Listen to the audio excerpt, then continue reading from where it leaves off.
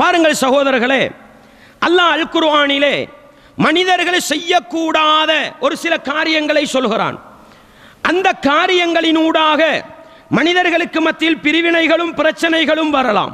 அதிலே ஒன்றென்ன தெரியுமா? யா அய்யுஹல்லதீன ஆமனு, ஈமான் கொண்டவர்களே, இதா தனாஜைத்தும், நீங்கள் ரகசியம் பேசுவதாக இருந்தால், ஃபலா ததனாஜௌ பில் இஸ்மி வல் உதுவானி வ மஅசியத்திர் ரசூல். அல்லாஹ் சொல்கிறான், நீங்கள் ரகசியம் பேசுவதாக இருந்தால் பாவம் செய்கிற விடயத்திலும் விரோதம் குரோதங்களை வளர்க்கின்ற விடயத்திலும் அல்லாஹ்வுடைய தூதருக்கு மாறு செய்கிற விஷயத்திலும் ரகசியம் பேச வேண்டாம். அன்பார்ந்தவர்களே, நீங்கள் என்று விழிக்கின்ற இடங்கள் முதலாவது சஹாபாக்களை நோக்கித்தான் போகும். அல்லாஹ் இந்த இடத்தில் யா அய்யுஹல்லதீன ஆமனு, ஈமான் கொண்டவர்களே, நீங்கள் ரகசியம் பேசுவதாக இருந்தால் என்றால் முதலாவது அந்த நீங்கள் என்ற வார்த்தைக்கு சொந்தக்காரர்கள் யார்? சஹாபாக்கள் தான். சஹாபாக்களுடைய காலத்தில் வாழ்ந்த மனிதர்கள் தான்.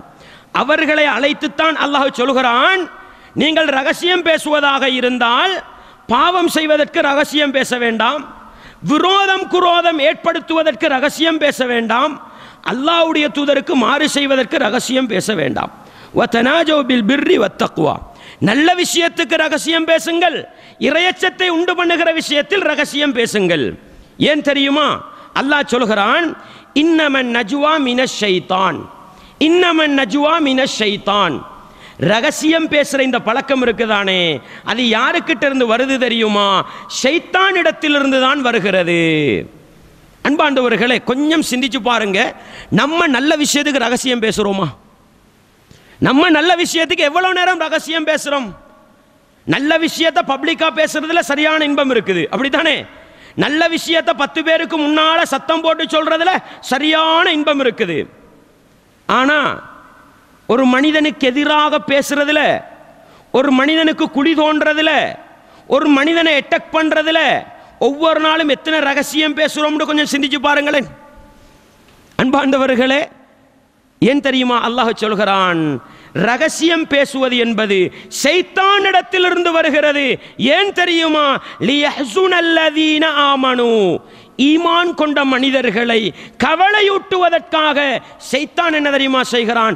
ரகசியம் பேசுகிற கலாச்சாரத்தை உருவாக்கி விடுகிறான். யாருக்கிட்ட நிறைய ரகசியம் பேசுகிற பழக்கம் இருக்குமோ அவர்கிட்ட மக்களை பிரித்தாளுகின்ற பழக்கம் அதிகமாக இருக்கும்.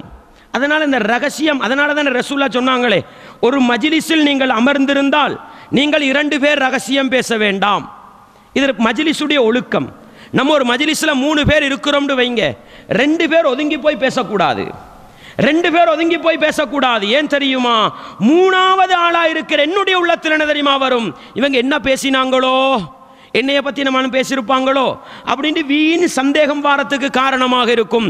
நீங்கள் பேசுகின்ற ரகசியம் எங்களுக்கிடையில் விரோதங்களையும் குரோதங்களையும் கொண்டு வரலாம். எனவே அன்பாண்டவர்களே, அல்லாஹ் அழகான ஒரு வழிகாட்டுதலை சொல்றான் பாருங்க.